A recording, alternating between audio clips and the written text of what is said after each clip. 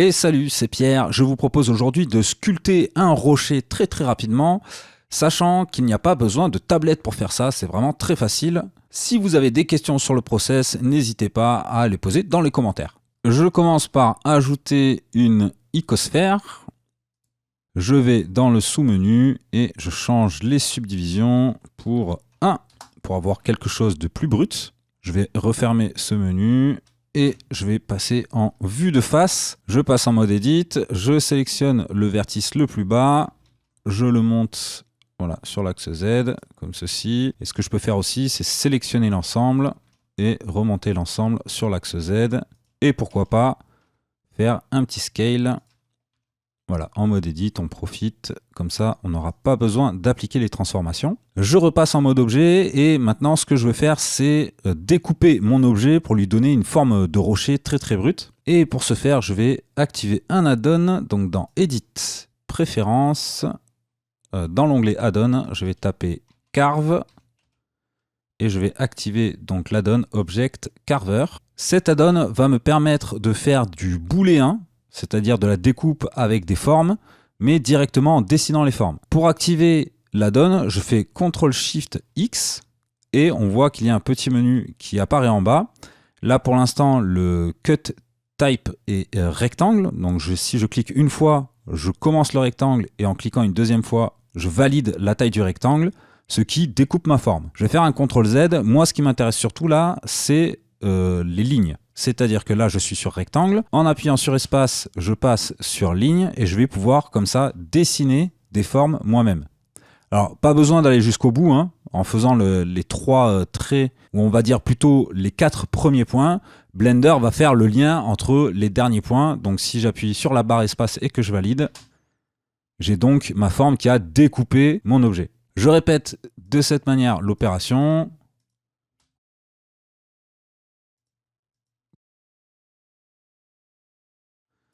Puis, je passe à un autre angle et je continue les opérations de cette façon. Donc voilà, comme ça par exemple. On essaye de ne pas faire voilà, quelque chose de complètement carré, évidemment. On essaye de changer un peu les découpes. Là, ça commence à avoir la tête d'un rocher, déjà comme ça. Et je vais même, voilà, je vais rester comme ça. C'est très bien. Je fais échappe pour sortir donc de l'add-on. Je passe maintenant en mode sculpt.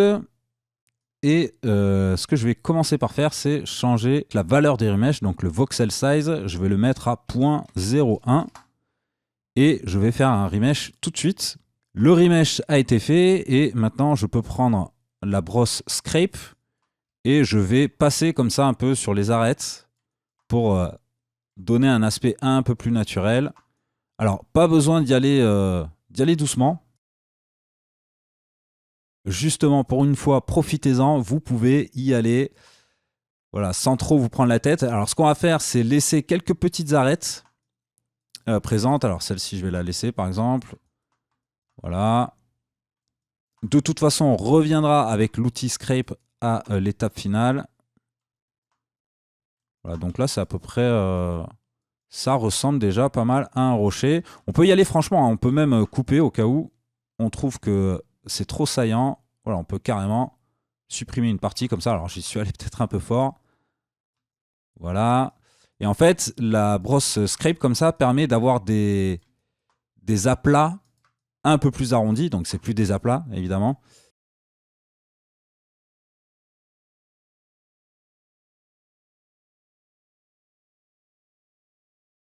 Je prends maintenant la brosse masque et je vais tout de suite cloner ma brosse masque, puisque là, je n'en ai qu'une pour l'instant.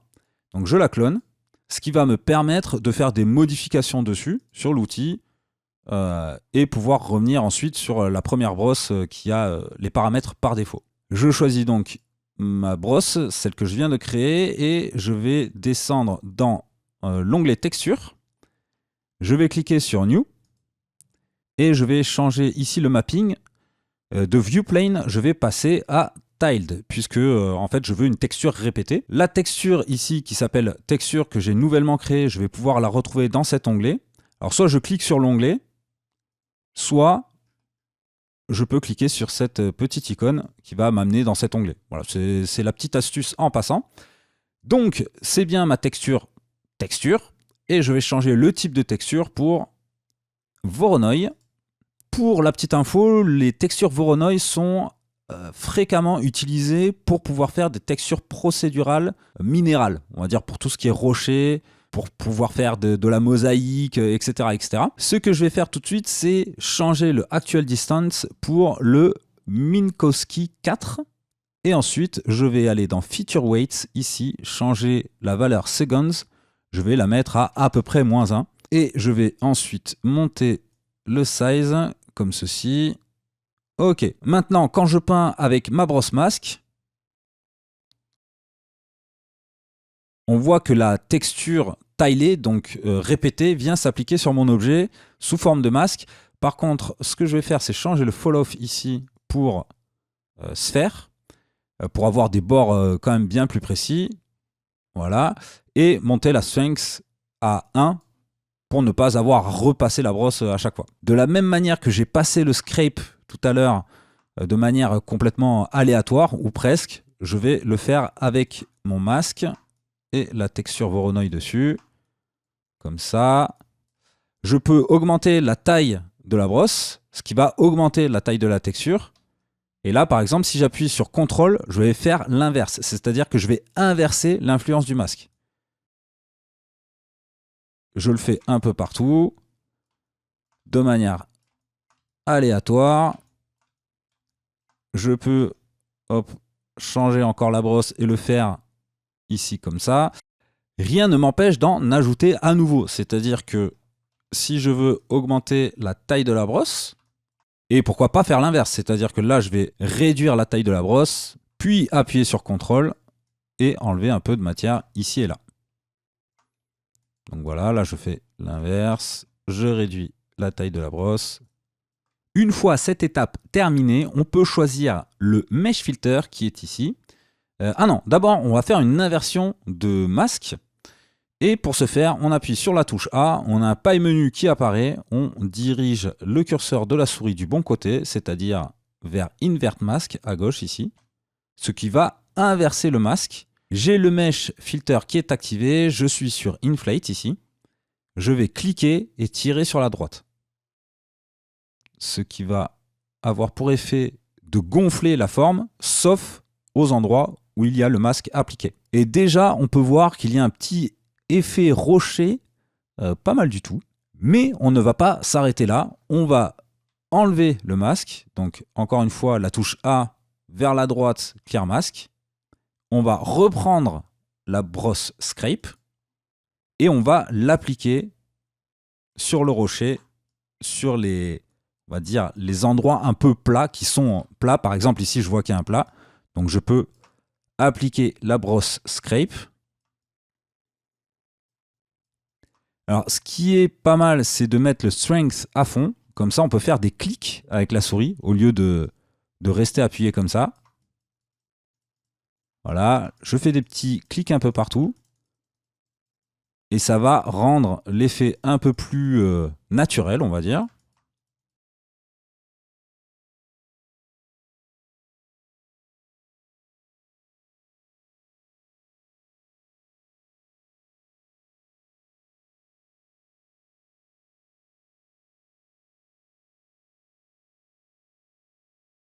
Et voilà, j'ai donc un rocher fait en quelques minutes. Il y a un peu trop d'angle à mon goût, je dirais. Ici, là, que j'aurais pu éviter en passant un peu plus de temps. Mais je pense que vous avez saisi l'idée. Je vais d'ailleurs pouvoir tester avec un shader. Voilà, donc j'ai ajouté un shader. On est sous Cycles avec un environnement HDRI. Pas de displacement, on est vraiment 100% sur de la normal map de base. Dans l'ensemble, le résultat est quand même très satisfaisant en un temps record, hein, en quelques clics. Et voilà, j'espère que cette petite vidéo vous a plu. Je vous dis à bientôt et bonne continuation. Ciao, ciao.